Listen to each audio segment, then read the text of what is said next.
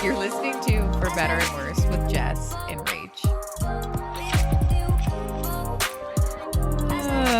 Welcome back, everybody. Hello. How's everybody doing today? How are you doing? It's Rach's birthday episode. Hello. 28 years old, still a young lad. I am. You are. I am young. I do feel like I've always been waiting to be 28, though. Why? It's actually so insignificant. I like the number. I think. Even numbers. I like eights, two little circles on top of each other. Nice number. It's my least favorite to write. Really? Mm-hmm. Because it's like, did you go two circles or do you go around the bend? A little bit of both. But two circles looks better, but they're never the way you want them to be. Something I figured out when Josh was signing a bunch of loan paperwork. The man writes twos like an angel. He has the best twos on the block. Does he go, what? Like, does he swirly, loop Yeah, it, or he does a little straight loopy. lines? I'm a straight cute. line. Me too. But Like, almost just a the way he Z. does it is beautiful. Oh, It's calligraphy. I love good penmanship. I know. Everything else questionable. The twos, Love the to see twos it. are looking phenom. Good. Yeah. How are you feeling, Rach? I'm good. We've been all over the motherfucking board this week. We didn't talk about it last week because we had enough to get into. But Lord, my poor hairdresser had to deal with 50 Shades of Rach. As we all did, if you were in on it. I dyed my hair, Walk us through. cut it, but the cut is fine. It's like it was when I first got my hair done, back in May. And I made the decision based on finances because the hair color I had was a different root color and a highlight, and there were low lights in there. It was expensive to keep up with, and we're buying a house. And I just decided to do a little bit of martyrdom because no one asked me to.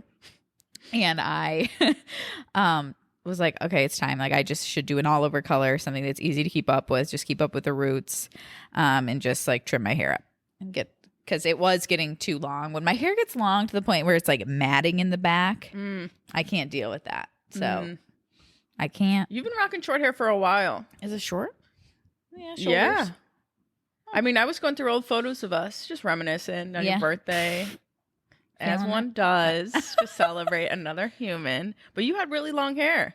I did. When we first met and kind of through that first. Mm-hmm. But I feel like the change of hair was a change of season. Yeah. For you. Well, and that's the thing. I had long hair because I couldn't afford to get it cut. Hair has always, I think, represented to me Money? my financial situation for sure. Oh yeah. I just never kept up with my hair. And then when I started actually making money, I started getting my hair done. And then especially my red copper hair, I just felt like myself with that hair color. I loved it, loved it, loved it. In a way that I was saying to just I've never really cared what my hair looked like. I'm not too bothered by it. But something happened to me on Monday. Got my hair colored and cut. And granted, because my hair had been red, we did this is a dark, for those of you that aren't on YouTube, this is a dark, warm brown. But it just pulled all warm. And so she had to go back in and dye it again to make it more brown and less maroon. And it was exactly to the T the color that I showed her going into it. Exact. Brie, you did great. Talk to them about what was happening while you were in the chair. Oh, it was immediate regret. To me was you're I am panicking and sweating in this chair. I literally hate my hair so much. You already made up your mind before you even see it, how it developed. Oh, I'd seen what I needed to see. And it was not my copper red hair. And it was a shock to my system. Let me tell everybody that this had Rachel down fucking bad. Oh my God. I'm telling you, identity crisis. I won't do it to you, but it would be a treat for our listeners to see the Marco Polo that was sent when she had realized that there was no going back from this. I was getting on the schedule. I woke up Monday morning or Tuesday morning, sobbing, looked at myself in the mirror And I said, oh I don't my mean to God. laugh, but I'm glad because we're on the other side of it that I can speak truly to this. But I'm telling you, I was getting my hair done and I felt guilty for it. And I was sitting there, my best friend Michelle does my hair, and I'm like, hey, Michelle was free in her schedule. she was coming through. She was like, I know. because I'm like, I've actually never seen Rachel this sad before. And I'm like, I feel like I just got to reach out to the masses. Literally, I Marco Polo Jess. And for those of you, actually, someone asked, like, what the fuck is Marco Polo? It's like walkie-talkies, but videos. So it's like you just video yourself. Like, imagine like a Snapchat, but you keep the videos in the chat, basically. Right. So I'm Marco Poloing Jess, horizontal, in bed, just showered. But I'm talking just showered, which is never the best I'm look in talking general. laying down, hair wet, slicked back in some kind of robe ordeal, and she is just double chinned up like, fuck Jess, down bad, man. I was like, I guess you should see me cry because it doesn't happen often. I was like, oh my God, this is a grade A emergency here. I was like, where's Josh? Should I be texting? I don't know. He was like, should I take off work? We all were just, where are we? This was deep. But then I started my period, which I never ever use as an excuse because I've never experienced the sadness of PMS. Like, sure, irritability, but I've always felt like the irritability came from being in pain. So like this period, I'm sorry, we are going on 15 years of me having a period. I got my period when I was like 13 years old. So I've always had horrible cramps. Didn't cramp at all this period. Just sobbing. I texted my hairdresser and I was just like, Brie, I'm so sorry. When can you fit me in again? I'm in a bad way. And then literally like 4 hours later, I sent her a video on Instagram. I was like, Brie, I apologize. I'm fine. I'm fine. I'm liking it today. Please ignore all previous messages and you can take me off your sketch because that, like, I literally was going to have her, she was literally going to have to bleach my entire head. Oh, I mean, we do a shadow. Restart, like, yeah. Oh yeah, it was going to cost. But hey, hundos. On the up and up, we are okay with it. We're liking it. We're loving it. Good. We're happy with the thrifty option. It's a good color. Looks good. It looks good. You look good with anything. But got the face of an angel. Thank you. Skin of a baby's bottom. We're hoping because I was saying to Jess earlier before we press record, I've taken my last birth control pill, so I'm hoping skin stays. You'll be fine. Yeah, if not, get on spirulactolone. I never know how to say it. I think that's kind of close. Anywho, okay, Rach, that was your update. Yeah, that was. Do I have any updates? Not that I can think of. No, I don't have any. Okay. Well, last week we talked about pimple pumping videos. I came across another subsect of that. And it's not earwax. And it's not earwax. Talk to me. Lice removal. Ooh, I'm so glad you said this. Did you come across it? Yes. In that metal comb. Ooh. Send me to satisfactory heaven. Oh my God. Do you get the ones where she pops the lice? Yes. She puts them under the glass. I just found her and I've been scrolling. Oh my God. I spent so many I was like, this should gross me out to high hell. But why? Why does it like, not? Look at them bugs. But also the fact that there's an entire business dedicated to lice removal in this community. Mm-hmm. But shout out to them. Shout out to them. They're doing the Lord's work, if you ask me. Yeah. That is very scary. And they did ask her, like, have you ever caught it? And I watched that too. And she was like, what did she say? She said one time and it was traumatizing. But they wear, protection, obviously. But like, how sad. I'm talking like not lice that also, can we talk about how that was so traumatizing in schools when you had to get checked for lice? How about Jess getting lice? You got lice? Getting lice. We did talk about this. And then they have to, your reading nook corners. They got to remove all the soft surfaces. They had to. Everybody's got to know. Ostracize you, man. I know. But that's scary stuff. But then they're like, lice attracts clean hair, and you're like, oh, okay, I'm a clean girl. A clean girl just takes fucking pride in that. I do. Sure do. This hair is clean as a whistle. No, but that was really scary. But also, if you're not on lice talk, I advise you. Unless bugs gross you out, but something like, I feel bad. They like call child services on those kids. I know they have to. I mean, they're, like I said, I think I was saying this before, but like you can see the bugs crawling and like jumping off their hair. Yeah, it's the bugs, but it's also the eggs. When there's eggs embedded, that means like they've been living in there for a long time. Shave me bald if that ever happened. Fuck that. I'll wear wigs. Oh, good. God. Okay, we've got a plan. Okay, yeah. You. Thank you. Stick to that. Something else I have to bring up. This is niche, and I think maybe only 4 of our listeners give one hoot about this. But Formula One had their final race of the year. And let me tell you. How do you know anyone gives a hoot about this? Because I know that Laura gives a hoot. I know that Maddie Bensinger gives a hoot. And we've got a couple thousand people around here. There's got to be a couple others. And I've talked about this. Formula One Drive to Survive. Netflix series. Like, you have to watch it. You have to watch it. Now that you're a TV girl, I'm sorry. Get on, Jess. I won't accept anything else. TV I watch. Okay. This is good. This is good. And Joe would love it too. So Joe has watched. He was into it for a short while and he's moved on. It's phenom. And just the sport in general. The drama is so crazy. But this is the first year. So a lot of times, like how Formula One works, like you get points for like where you place. And so sometimes you can win like the year before the last race of the season if you've won enough races and you get enough points. Okay. Which has happened for quite many years.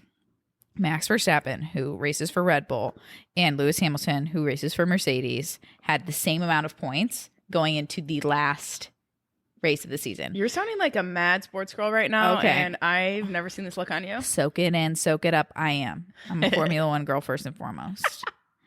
And Lewis Hamilton has won the past 7 championships. You are dropping names. I know. Okay. But Max is an up-and-comer. I mean, he's been racing for quite a while, but like when he got with Red Bull, he's just been like... And Max is an insane person, okay? It's like, that boy gives no shits. He's going to go full out. And this is like a dangerous sport. But it was looking like Lewis was going to win. But in the last lap, I forget who he raced for, Latifi or whatever, crashes. And so they have to get a safety car out, which means all of the cars are now next to each other. So whatever time that they had between them was now basically Lewis and Max in the last lap. We're going to like race for the finish. What? This was looking like a boring end. Like, but here, someone paid Latifi to crash or something, and they race neck and neck last lap, and Max secures the win. Josh and I jumped up in our seats because I'm really torn because I like both of the drivers, and I'm a Ferrari girl, if you want to know. But it was exhilarating. If you haven't watched Formula One, you need to. It's so good. Formula One, F1 Drive to Survive on Netflix. Check it out. Check it out on these winter days that we're hitting. I'm happy for you that you found something you thoroughly enjoy. I know. And I feel like I know stuff. The only thing I could go on about all of the ins and the outs, but I'll spare you. But you went into far more detail than it's exhilarating. Brain can handle. You didn't care 1 second. I was trying to. Details are hard for me, especially if it's something I can't visualize. But I will tell you this: being a TV girl, talking about things that we know a lot of, or know a lot about, is I'm talking the team I'm rooting for is Richmond. I'm talking about Ted fucking Lasso, baby. Have you found up? We finished season 2. Here. We're going to give spoilers. If you don't want to talk about Ted Lasso, you haven't finished season 2, skip ahead for approximately 2 minutes. I don't know. Can we talk about the downfall of Nate for a minute and how... Hey, first and foremost, fuck Nate. Fuck Nate. But I found it all very interesting. Okay, first off, before we talk about fuck Nate, we're going to talk about Roy fucking Kent. The way he makes me fucking feral. Oh my God. Him and Sam Obisanya, Oh, they can get it twice on Sunday. Oof. Okay, back to fuck Nate. I thought the demise of Nate was super interesting, though. And the way when he had that, like, altercation at the end, yelling at, like, Ted Lasso. Yeah.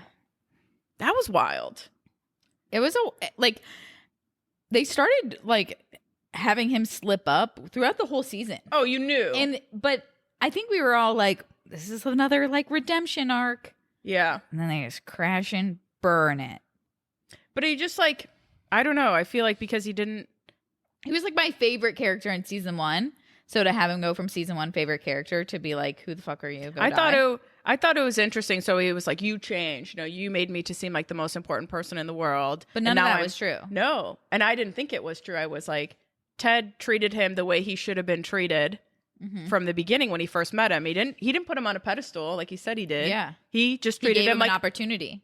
He treated him like he should have been treated his entire life. And now he just has, like, gotten greedy and just like, this is how I should be treated all the time. It's like, no, we're treating you like a basic human being, which is what I've been doing. Ted has been doing from start to finish. And I just thought that was really interesting for people to be like, no, I should always be on this pedestal. And he's like, no. I was saddened by that, but I'm looking forward to season 3.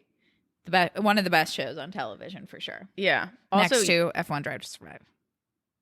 Okay.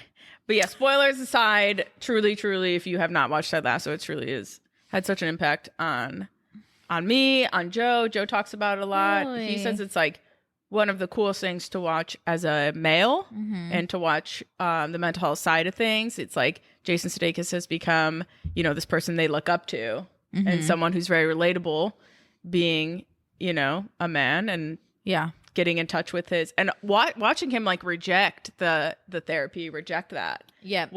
Joe was like, I so get relatable. That. Yeah. So it's just been really cool. Ted Lasso, totally worth it. One of the best shows out there. You got to check it out. Get after it. Let's see.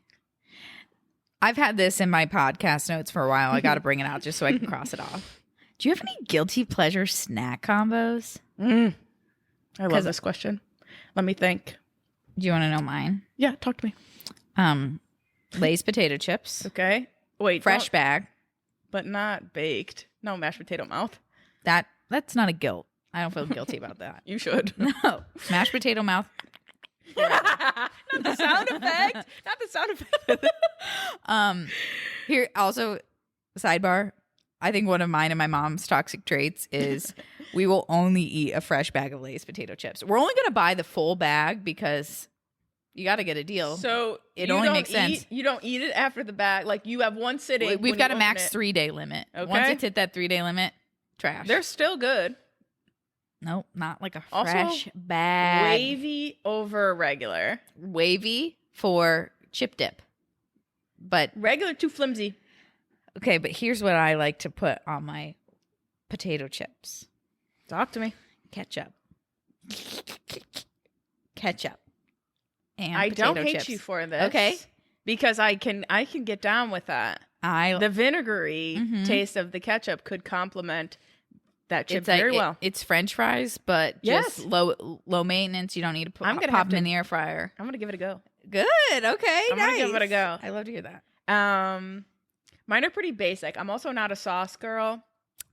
Believe it or not, hot take, I hate ranch. The woman was too stunned to speak. Yeah, I don't like ranch. I don't put it on anything. Never have, never will. But I will get down with some, like, aioli, chipotle aioli. But I'm as basic as they come. My mom really fucked me from the get-go. I don't know why I said joint.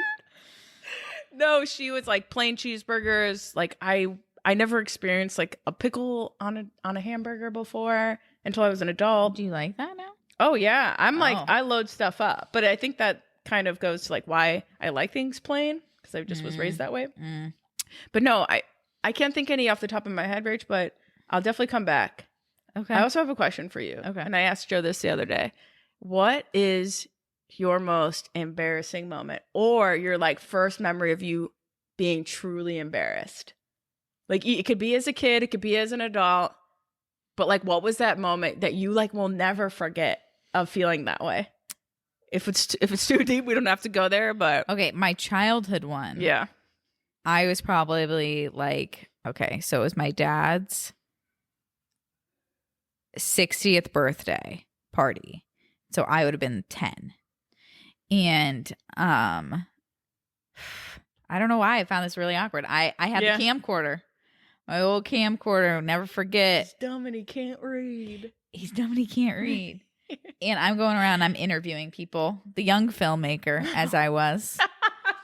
And I go up to my dad's friend, Judy, and I'm like, and Judy's here with her husband. And she goes, that's not my husband. That's my friend. And I was like, no, or it was like somebody else. And I was like, oh, I don't know why. As a young kid, I was like, that is so mortifying. Awkward that I assumed that this man that was just literally standing next to her. And it feels so much worse when you're a kid. I love hearing these stories too. Because looking back on it, I'm like, it's so stupid. Judy's never thought about that a day in her life. Never. And you could have like laughed it off. Like now as an adult, if you did that, you'd be like, you could have done something better and you could have brushed it off.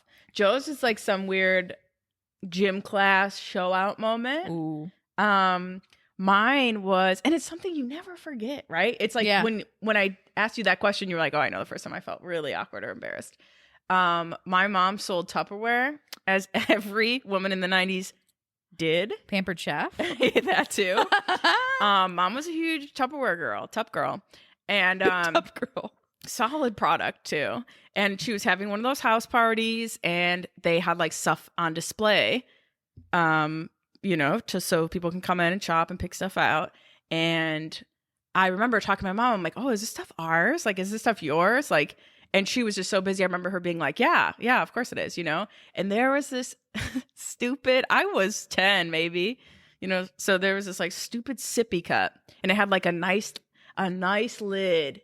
And if you wanted to put it in your mouth, 100%, and I needed it. So I took this cup with the sippy top, took it to the fridge, put chocolate milk in it, duh, and I started sipping on it. I started walking around the party, and the woman, the head lady who came to the house, was like, she like called me out. She's like, "Hey, is that from over there?" And I was like, "Yeah, my mom said it's mine."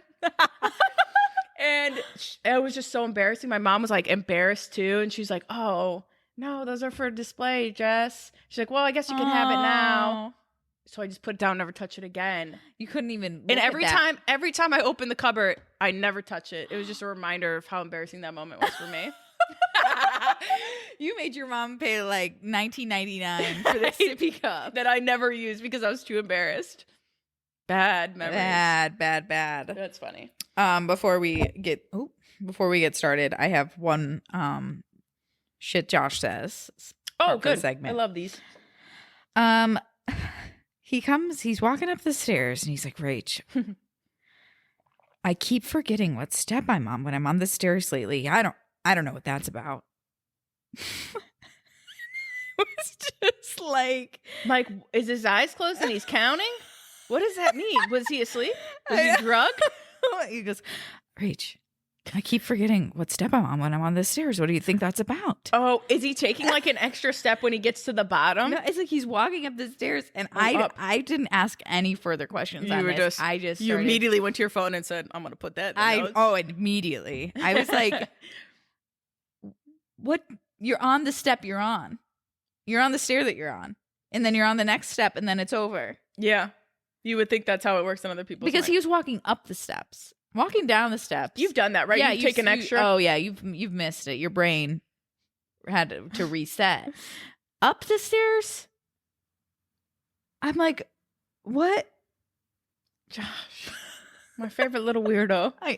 There are times when I'm like, I am dating a life-size Nick Miller. Mm-hmm. A Nick Miller in my midst. In the best way. And we did it. There have been a lot of things. Also, on more shit about Josh and with Josh, there are just like, I think, curses that come from dating men. And just also, he's a 6. And we've talked about this before. He's got 3 things that if he loses, he's going to go absolutely batshit bananas. Keys, wallet, AirPods. He could never lose his phone. That's never been an issue. Hey, do you want to know the best gift for him this year? AirTags? They're okay, but also tiles are very good. Okay. And it saves Joe's ass every time. We should. I should. It's That's the a best good gift. idea. That is a good idea. And get the one that goes in the wallet. Okay. There's like a... That is a top tip. You're welcome, Because everybody. he has to leave for the Browns game Sunday. I'm left to go to my dad's to get something. He calls me. He's like, Rach, I can't find my wallet. I don't know where it is. I have no idea. I can't function right now. I need you to come home. I'm like, okay.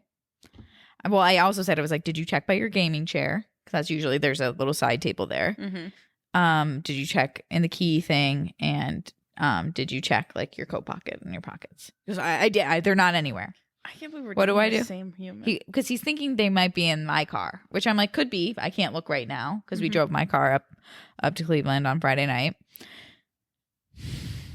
I get in the house. Josh is like, he runs out. He's like trying to check my car. I was like, I'm gonna go check the place. I was like, you're blind. You're blind to all reality right now. Well, when they're panicking, they just cannot focus. No. And walk right downstairs, take a look around our room, and then I walk out into our living area. What do I see? His wallet on the side table. But there is an object just right on top of it. What is it? It's just like a stupid little... something couldn't look like, under it. Yeah. And when I was looking at it, you could still see it, just like if you were looking down on it. And I'm like... You ever just hold it to I watch just him hand it panic to for him. a little longer? Give him a kiss. Oh, you're nice. Oh, Give him a kiss. I say goodbye. you're so nice. Sometimes I'll just hold it and be like, let me just watch this fire explode. Speaking of lost keys, I have a good story for you. If you've already heard this, sorry, but not sorry. Joe went to Buffalo on Monday for the Buffalo Bills game. Big Bills fan, if you didn't know it. No rhyme or reason to that. And so he went with his dad and his brother, and they were doing a guy's little road trip for the day, there and back. I think it's about 3 hours, 3.5 hours. And I didn't really hear from him much because he's, doing his thing. I went to a consult with some clients, and he called me about 1, 2 a.m. and was like, Jess, he's called me from like everyone's number. So then I'm worried because I'm like, I had already fallen asleep. And so I get a call from his dad and his brother. And I was like, oh, his phone always dies. So he's just calling to check in. So I wasn't worried at first. And he's like, Jess, I'm still in Buffalo. We're here for the night. My dad lost the keys at the game. I swear to you, I thought he was joking. And I was like, what? I'm like, stop, okay, like, when will you be home? He's like, no, Jess, I'm dead ass. Like, I couldn't be any more pissed. I had an absolute panic attack. I absolutely freaked out. We're fine now. We're in the car. My dad is just roaming around the parking lot, the tailgate parking lot, just trying to scavenge what he can find. And I'm Scavenge what you can find. and also, Just okay, food, water, shelter. anything. And so they're in the car the whole night. He's like, my mom and Sonny, Joe's other brother, are on their way to bring them the extra keys. Callie Mac Elise. The Lord. And so anyway, so he's like, hey, I'm going to need you to pick me up at a meeting spot right off the highway at Because Jeremy had to get to work. right. That was the whole thing. I was like, get a hotel. Who cares? Go get a hotel. And he was like, the thing is that Jeremy has to be at work tomorrow. Like there's no way that he can't. So they were just going to wait that out. Sonny and mom drive through an absolute snowstorm. Like Sonny, who drives through anything and actually loves driving, was like, that was pretty fucking bad. Anywho, Joe calls me and he's like, hey, did you get my text? I was like, obviously, no, I've been sleeping. And he's like, hey, can you meet me at REI in about, 15 minutes? And I was like, okay. So this is about like 4 a.m. And so I drive to REI, which was the meeting point, and the only car in the fucking parking lot is obviously them, and Joe's in the driver's seat. Jeremy's in the passenger seat, and Sonny was in the back seat, passed out. And so I can see when I pull up that they're like, wake up, Sonny, like waking up Sonny in the back. I'll never forget Sonny coming out of this fucking car just honestly knocked out, like, oh, what the fuck is going on? And then I like yell out the window. I'm like, hey, guys, we can laugh this off one day. Everyone's like, Jess, shut the fuck up, dude. Everyone's so pissed off. It was so funny. Jeremy gave me this like look like, oh my Ain't the fucking time, God. Jess. It was so funny. But Joe and I will be on next week's episode. Yes. So you can hear the full story from him because it's actually hilarious, like what goes down in the time that I don't know about what happened. It's very funny. But Joe and I will be doing our episode next week for a Christmas extravaganza. Christmas treat. Yes. For everyone. Yeah, so I thought that'd be a good time to announce that. My God. Well, guys, this week we are doing another Am I the Asshole? Birthday edition. Birthday edition. I figured, well, we both figured last week it was a big one. It was a heavy one. We're just going to do like birthday themed Am I the Asshole Reddit threads that I found. Yep. And then I also have some birthday questions and reflection on Rach. Okay. Should we want to do those at the end? Yeah. Okay. Let's see. Am I the asshole for refusing my boyfriend the opportunity to maybe be there for my birthday? My 24 female birthday is in a couple of days, and I love my birthday. Like, I'm a big brat about it and absolutely love the idea of a day that's just mine. Mine. You hear that? I thrive on making plans for it, and I'm definitely spoiled in that I'm used to my friends marking the day, or at least the evening, on their calendar to come to celebrate with me. It's never a big lavish event, but just something like trying out a new cafe, baking a cake together, or watching a movie.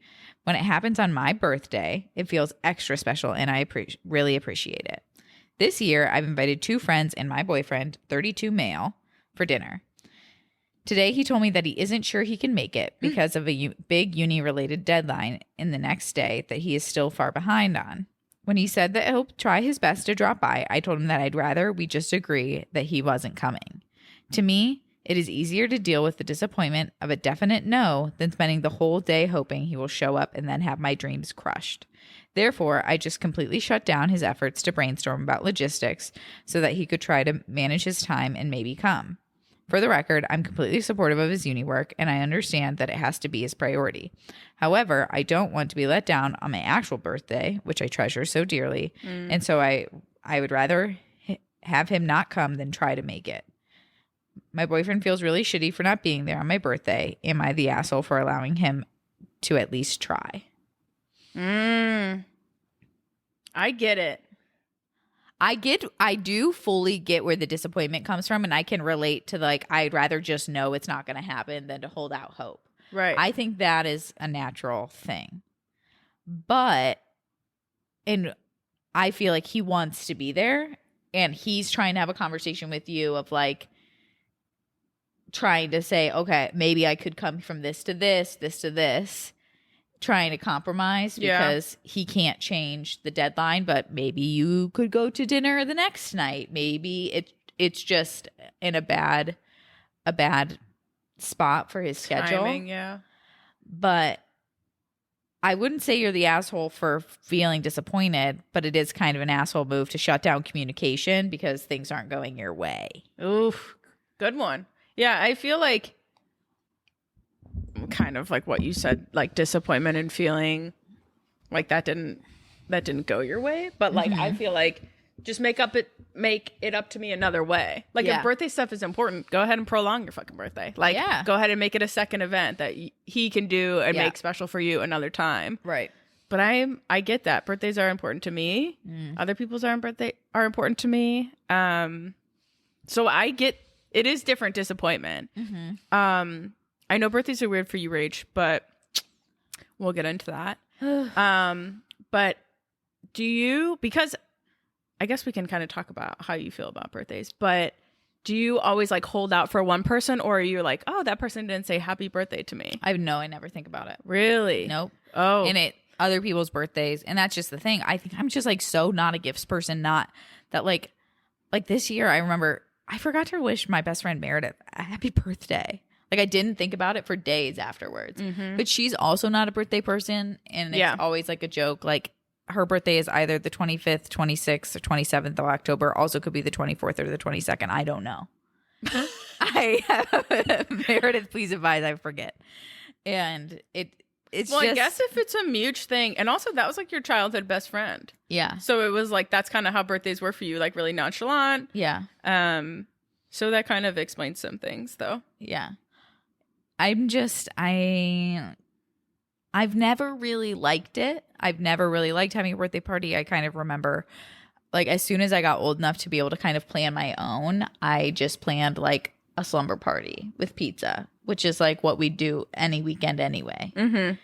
With my friends, but I think that's when most. I mean, but when we like were younger. my mom is a birthday gal. My mom is like, it's your birthday month. Like she used to send us money for a birthday month. Like she loves, my sister loves her birthday, and like I don't need to go deep into psychoanalysis, but I've really never liked it. And it's funny because we were just before this, we were press record. We were talking about like our first year of friendship was 2018, and so in 2018 I turned 25. And I want to celebrate it. That's my problem. I want to do something, but I don't. But from a 25, I like felt like I missed out on my 21st year. Like for my 21st birthday, I was like pretty deep into, conservative church culture. Let's say you were on fire for the Lord. I was on fire for the Lord. Not to brag. No one was more fire than me. That is funny as saying. But basically we did go out to the bars, but we went to Mexican beforehand, and I gorged myself on like chips and dip. Oof. And I literally could not ingest any more liquids or anything into my body. I was like, I'm going to vomit. I know that feeling. So I lasted like one drink at a bar, and I had to go home. So I was like, I really didn't live up my 21st birthday. So for 25, I was like, let's do a 21st themed 25th. I had a panic attack in the bathroom. What? This is news to me. I was there. That was my first year. My husband at the time, one of the few times he'd ever been truly consoling. Like, I think most people say that like he was actually at his best at that party. He was like actually fun. I beg to differ. He wasn't? No. Oh, I think other people were like, oh, he's kind of, because he was actually drinking. Well, he was drinking, but I remember a conversation where what he was saying was not tasteful. Oh, what was it? In regards to you and your marriage. What did he say? I don't remember, but Madison was there. And her and I both remember looking at each other and being like, what the? It was really weird. And you were there, and you probably don't remember it, but. No. I'll ask Madison before. She actually ran into him at the bars. I know. Just not ran into him, like went to see her sister, and her sister is friends with him. So, but I would be like, stay away. I know. I would be like rude to him. Yeah. But we don't do that. I know. I know. But we don't need to go into that. We had a whole conversation about that because it was like, dude, I want her to be rude to him. Was I glad it was kind of? But it's like, also whatever. like on the other card, you were like, I don't want people to feel that way about me either. Yeah, so exactly. It's like twofold, you know. But anyway, so I had one birthday party, had a panic attack in the bathroom, and got through it. What is it? What is the root of that for you? I really don't know. I truly think I'm so uncomfortable. I'm just uncomfortable with the whole thing. I remember being a kid and I hated opening presents in front of people. My mom and my mom specifically had to like beg me to open my presents at my bridal shower. I hate it because I feel like there's this expectation of your reaction, and I don't enjoy that. On top, gifts not being a way that I feel loved, right? So it's just like, thank you. Like I do like it, and of course I'll use it, but it doesn't hold the same weight as it does for some people, and that pressure makes me uncomfortable inherently. So I don't know. I just have a weird relationship with birthdays, and mostly I feel this pressure to celebrate, because what does it say about me if I don't want to celebrate? And I feel like I'm being self-deprecating if I don't want to celebrate. But in the end, like if I don't, like I think I'm just like, you don't want to. Like, you don't want to celebrate. Like, I think a way of me celebrating is like for 30, like going on, like treating myself to a nice like vacation or something. But I wouldn't make it about my birthday. It would just be like, you're 30 this year. You're going to do something that you want to do. But I would never want a day or a week or a thing about that. And I respect that. I feel like people who know you know that about you. And it's like, but there's a lot of good experiences, speaking for myself, that come with birthdays, like getting everyone together. Like it doesn't necessarily have to be about you. I know that's not, it does. I mean, you know what I'm saying? But like you can create an experience or a memory with people that you love. Like you would love everyone of the people who love you to be in the same place at the same time. and Yeah. doing fun things. And I think growing up too, like I was always like the hodgepodge kid. So I had to like bring people like very different worlds together. Mm-hmm. And I was always kind of uncomfortable with that. Like just now I feel like I'm at a point like you, Madison, Jerry, are all friends IRL, and like Meredith would fit into that. So like basically on Sunday I had made a plan to like do birthday stuff, and I canceled on Saturday because I was just like, I'm stressed, and I was just like, I'm not gonna have fun. I know I feel like it is an inconvenience, especially right now where it's like people had stuff going on that day, and I didn't like the idea of like, this isn't going to be relaxing for anybody. This isn't going to be fun. It's not gonna be fun for me even. I'm just gonna be like, I have my own opinion about that. Just being on the other end. Yeah, I know. And it was one of those things where, I know where the root of that was coming from. And it was like, yes, I want to respect your space and personal time that you need. Cause I get canceling plans feels fucking good sometimes. I know. I almost said to you, I was like, just don't act like your day wasn't made. No, but I can speak for myself. But like once you're there, once everyone has made that decision to be there for you or to be there to do those things that we were doing, like everybody's having a good time. No one's thinking like, oh, I should rather be doing this. Nobody thinks like that. Like they choose to spend that time with you. They took the time out of their day. Otherwise they would have just said, fuck off, I can't. Yeah. I just wanted to be like worth people's time. And Okay, I didn't Rach. feel like it was at that moment. Self-deprecation. Sure. Give me another Am I the Asshole? Let's move on. Reading. Okay. Do I read the title? Yeah. Am I the asshole for not inviting one kid to my daughter's birthday party? Hi. Basically, my daughter's 9 and it's her birthday in 2 weeks. We're having a party for her in a kids' play center type of place. And when we were writing invitation, she specifically asked me not to invite a certain girl. Normally, I'd be against singling someone out, and I know my daughter gets along with everybody, and she's never had an issue with somebody before. So I asked her why she didn't want the girl there. She explained that the girl has always picked on her, made jokes about her, and was just generally really mean. So I agreed we didn't invite her.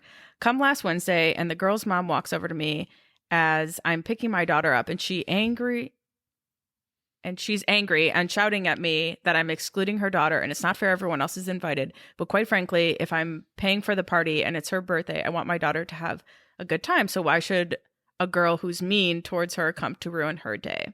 My daughter doesn't have a problem with anyone else. And to be honest, she's a very calm and peaceful child. So I doubt she's leaving her out to be mean. She just doesn't want someone who clearly doesn't like her to come celebrate her birthday. Am I the asshole for not inviting her, or do I not have to if she's being a bit of a bully towards my 9-year-old? I say if your daughter is speaking up about something that she doesn't want, you listen. Yeah. And grant and honor that for her, first and foremost. I feel very strongly, especially if someone's mean to her, why would she want her there at her birthday? Yeah. And you can explain that to I have not gotten to this stage in my life yet, but that my non-confrontational self is saying like, fuck no. But like, I feel like for standing up for someone else, I would be able to be like, hey, my daughter is saying that she feels that your daughter is being a bit of a bully and being mean to her. That's why she doesn't want her there. And I am listening to my daughter, and I'm going to, if she's saying that she doesn't want someone there, I'm going to listen and honor that. Yeah. My only thing I would probably check in with, because they are 9 years old. That's 4th grade. I guess pretty young. Mm-hmm. I just make sure that is the story. Like, I'd want to make sure that it's not that she's the weird girl, you know, like, and it is an excuse on getting out of it. Like, I might pop in with the teacher and be like, hey, because it would feel so shitty to be the only like girl in a classroom not invited to a party. Truly. Like, that is like a scarring childhood experience, you know? So I think my only thing that I'd want to definitely not just, and I'm not a parent, but I want to say I wouldn't just take my 9-year-old's word on it, because kids are mean. And I think dabble with exclusivity at a young age with like, oh, I don't want her coming, or she's weird, or maybe she smells bad, or like whatever the situation is. Or she could be the mean girl, but I would just want to make sure that I knew that was the situation before I like ruined another 9-year-old's day. I mean, I think you would know, like you would get the vibe being around school, being around her, like if she is like the outcast, then that's another teachable moment where it's like, hey, she might not be the cool person, but you know what we do? Yeah. We're kind Yeah. before anything else, you know? Yeah, I haven't thought about. Hmm. What am I gonna do for my kids' birthdays? I'm gonna Leave hate it to that. Auntie Jess. Yeah, I've got to leave it to someone because I ain't gonna do it. Yeah, your As- girl will like, handle. Just the drama of like all the kids in the class. Like I remember that feeling of like everyone has to go to Sky Zone. Like what? I must have had like a close knit friend group, but like we just did sleepovers. Like I don't Yeah. really or if those parties weren't memorable to me. Boy-girl if parties? we did those. We had a few, I guess. Yeah. But I don't know. That doesn't stick out. I feel like the ones I do remember are like the five girl sleepover where we laughed our asses off and painted nails. Yeah. You know? Yeah. Like that's what I can get down with. Yeah. That's But what I would I've done my whole struggle life. with like the picking and choosing. Yeah. Let's just, just open it up. The whole class. That's a lot of money though. At least if you're like renting out Sky Zone or something. Also a risk. A danger Sky I Zone know. could be to a broken bone. Never forget Sky Zone. If you know, you know. Don't know. Oh, Never it was been. like I think it was in Chapel Hill. It closed when I was young, but it was just one of those like, I would have had a blast. I still have dreams where I'm in Sky Zone. I would have been the show off that been like, I was a gymnast and a cheerleader, so I can do flips. So good thing I didn't go. Mhm.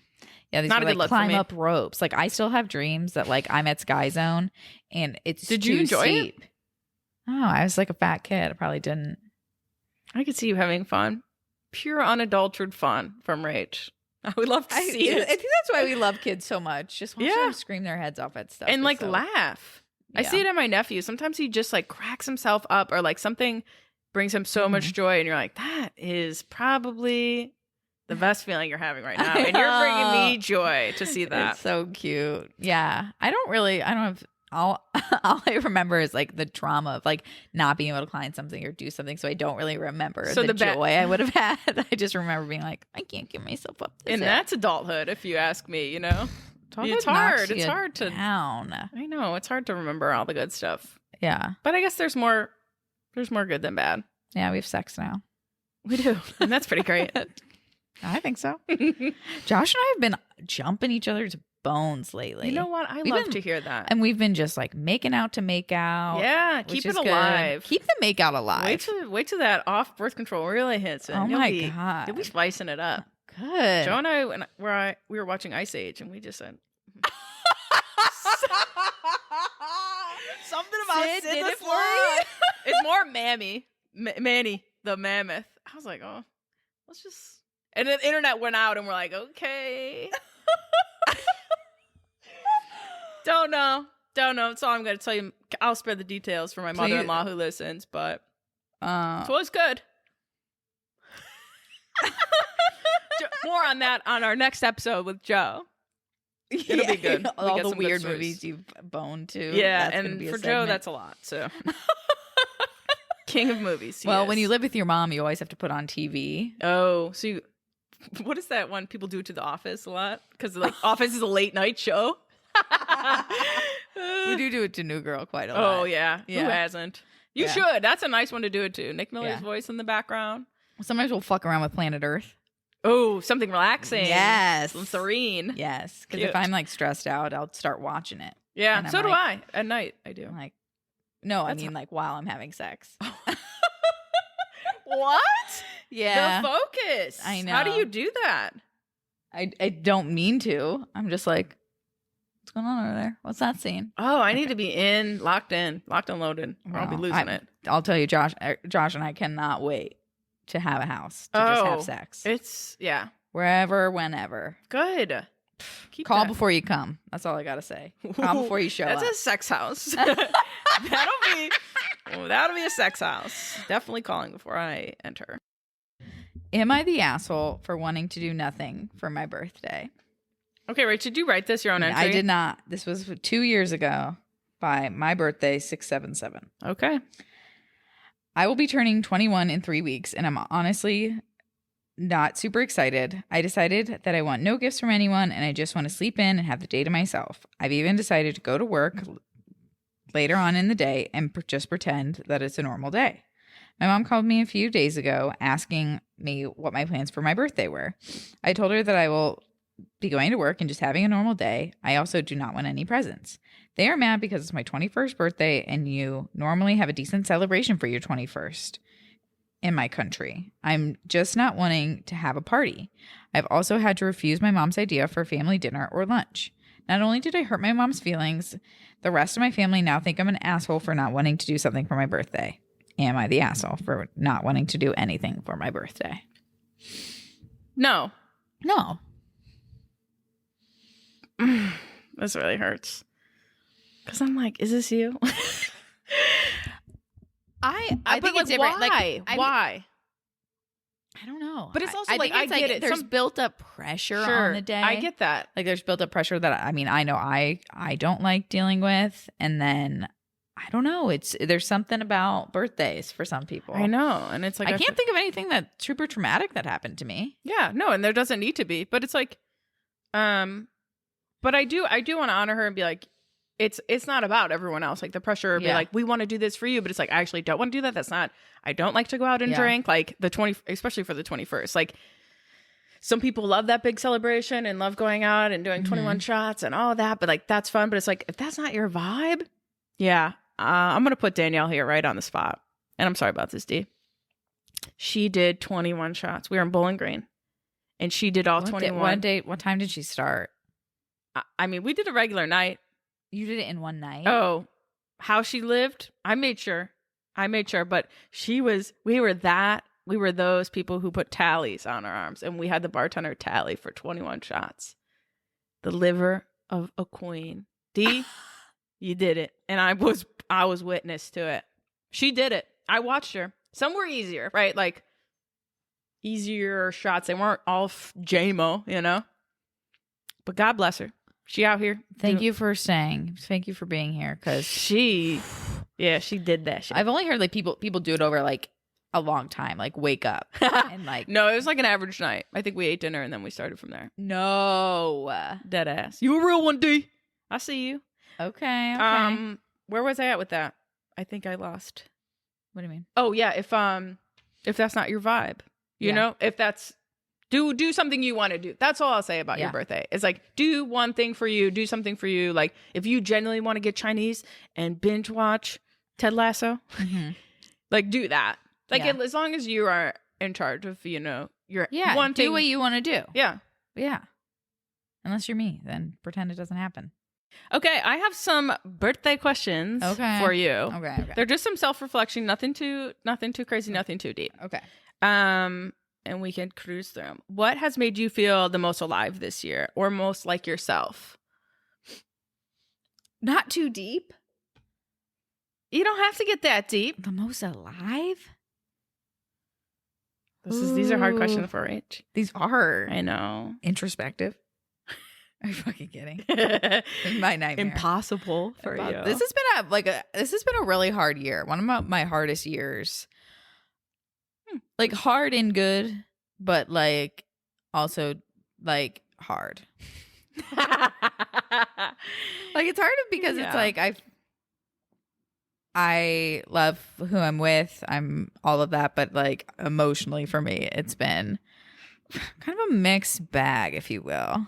I'm trying to think. Or it says, or most like yourself. Like oh, maybe not. Shit. I don't know. I don't think about myself. We know. This is why I come up with these questions. I know. TBD? Most like myself. I would say it's this year you've been most like yourself. Yeah. Like in general, watching your style evolve to what it is, talking about you decorating your house and showing me what you want it to look like has been, that feels, and you feel like that's most like yourself. Yeah. And I feel like I definitely feel like this has been a year of like realization. It's just hard for me to pinpoint like one specific day or time or experience that was like, yes, this feels like me, but I do feel like I've had like a lot of realizations. Like I felt like a lot of my style, like especially like as a plus size person pretty much her whole life, like my style was to fit in. And I took a lot of like, and I mean, it's hard. It's not ugly clothes. Like my closet, it was always been nice, but I've gotten to this point where it's like, I know who I am. And there are certain clothes that I'm like, I can't wear that. Like trying to pick an outfit for Josh's like company dinner and like all of these things that it's like, it doesn't look like me. Like I feel like I can't just go to the store and like get something I want to wear. So it's like, it's been good and it's been stressful because it's like, what the hell am I supposed to wear? And yeah, I feel like my style's really come a long way. Yeah, that's good though. Okay. Sorry. I wish I had. I didn't prep you on these either. No, so it's okay. But you hate prep. I do. Okay, who inspired you this year? And what qualities about them did you admire? Or do you admire? I've been very, very, very, very, very, very, very inspired by our friend Jerry this year. She has been doing trigger warning, Jerry. Turn it off if you don't want to hear it.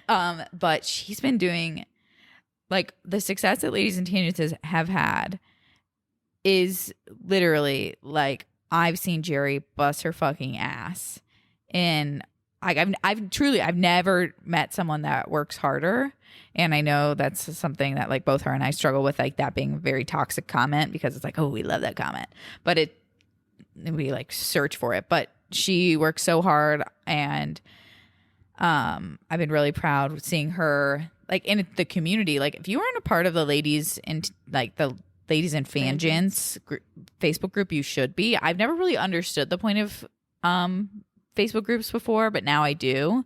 It really is like people are like coming out on her page or asking for advice. Like I asked for advice about like rosacea because Josh has really struggled with rosacea. I'm not just going to put that on my Facebook wall, but like I have this group of like 11,000 people that are like, here. Yeah. Like a girl gave, like which wedding dress should I get? And like Cute. it's really great. So like the community she's been able to like foster there has been really beautiful, and her mental health journey has been great. Like she's put in a lot of work in therapy and she's recently gone on medication. And I feel like even when she feels like she's drowning, like as her friend, I've seen her just really like pursue her dreams, which is like, it's crazy to see someone that like follow their dreams and have these doors open for them. And it's been really like an honor to like be her friend, walk with her through this part of her life.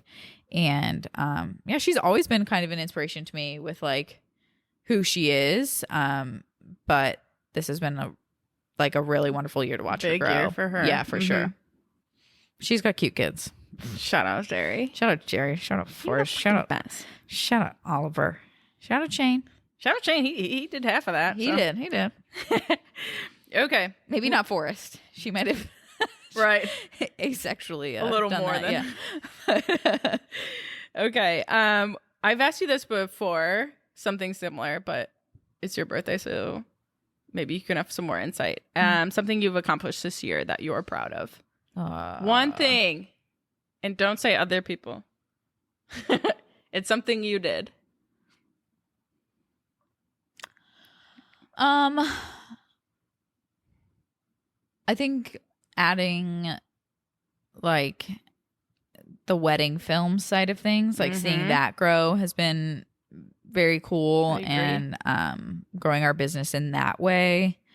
Definitely a learning curve, takes me a pretty long time. And I'm of course like perfectionist and dealing with all of those things, which is hard, but I'm proud of that and that whole rebrand with me and Madison. I think it's been really good for her. It's been good for me. Been stressful, but worth it. I would agree. Yeah. I was going to hope you were going to say that. Yeah. Because that's a good one. You rebranded for the what? 15th Don't time? talk about it. It was supposed to be a soft rebrand. But it really seamlessly fit. Oh, yeah. I feel like it was already happening, so the switch was very seamless. Yeah. Okay. I have written something for you. Written something for me? Yes. Okay. It says, Dear Rach, I know birthdays are hard for you and you don't like the attention or people doing things for you. So yes, I bought you material things because I'm a gift giver at heart, But I also did something else. You put your value in other people needing you, helping others, but it goes far beyond that. And I know if people said this to you via text or person, you would disassociate. So maybe if you hear it this way, it'll hit different. So stay with me. What did you do? My heart's beating. I don't know why. Okay, from Jerry. Rachel, quite literally saved my life. I always think of her as the life raft that came out of nowhere when it felt like I was drowning. She's continued to be that life raft for the last 4 years. You can't help but grow and heal and become empowered by being around her. She doesn't realize that her presence is powerful and contagious. I'm beyond grateful to have her as a friend and cherish her beyond words. Hands down, one of the most influential people to ever enter my life. Watching her come into the season of her life has been such an honor, and getting to befriend this version of her has been one of my greatest joys. Cheers to so many more years of growth and dreams come true. Love you, Rachy Bubbles. From Laura. Knowing I have Rachel in my corner has made me brave enough to be my fullest self. She is the fiercest, funniest, and hardest working person I know, and the fact that she is my sister is the very best thing about me. Mads. Rach unwaveringly supports me in a way truly no one else does. This has been the hardest year of my life, and she has made sure that there isn't a second that I feel alone or that I can't get through hard things. There is no words to show or to say how valuable that has been. She is an incredible friend and such an important person in mine and Eric's life. Kat Dossett. I am so grateful for her spirit, her confidence, her encouragement, and always for her company. She shines, and it's because to see that glow become a blinding light these last few years. There are no words good enough for how Rachel's changed my life, but I hope this works. Joshua Pridemore. Okay, that's enough. Rachel is literally my best friend. No offense to everyone else. And the only person I truly feel like I can be myself around. It's been 2 years with her, and every day feels like that car ride home after I dropped her off from her first date. Simply put, she is the love of my life. And he said, the rest you're going to have to wait for the wedding. And Larry. I love you get his number from. I love Rachel. It's my favorite one, so I saved it for last. I love Rachel for being Rachel.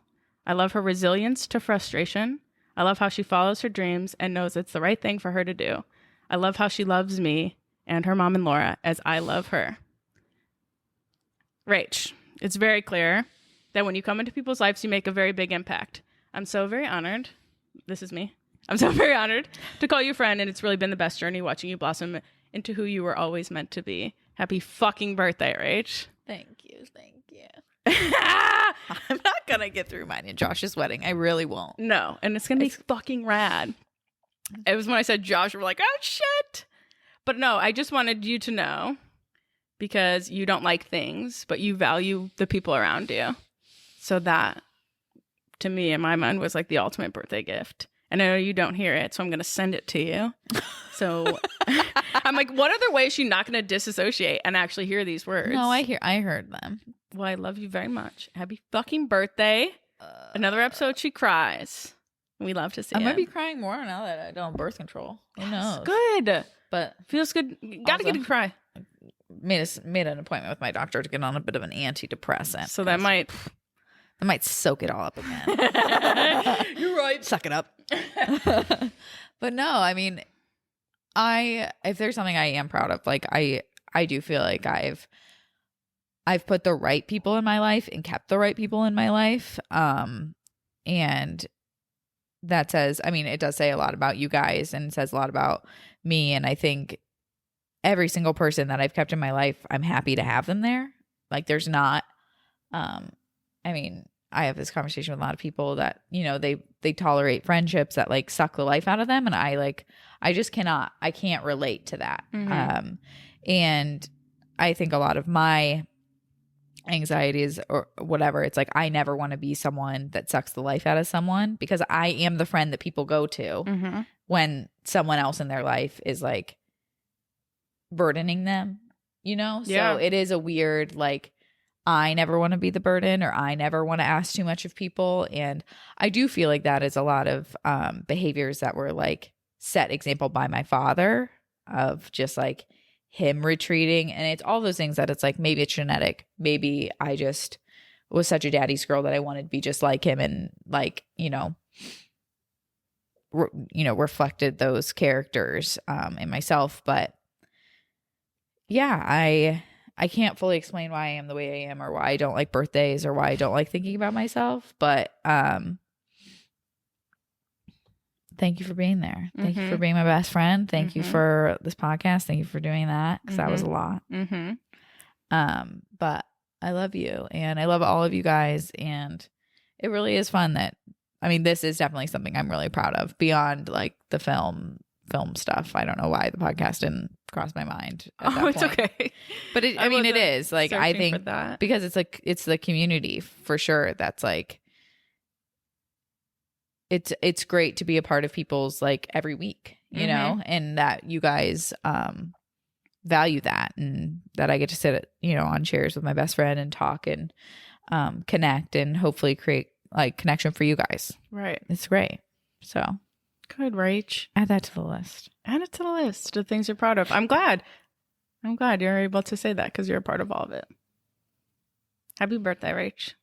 Hey, we love you guys. We do. In conclusion, Jess and Joe, we'll see you next week. This will be the first episode I'm not on. I know. I'm sure I'll be here though. Yeah, we'll come here. We're gonna Christmas extravaganza it. It'll be so good. Yeah, it will be good. We got some good topics we've been prepping. Joe's the 6th, so he has to prep. He's ready. It'll be fun. So tune in next week. We will put up questions if you guys want to know anything about what it's like to in our first couple of years of marriage. We're gonna be pretty open. So can't wait. Yeah. We love you guys. Love you guys. Thanks for tuning in. Let's go. Happy birthday, Rach.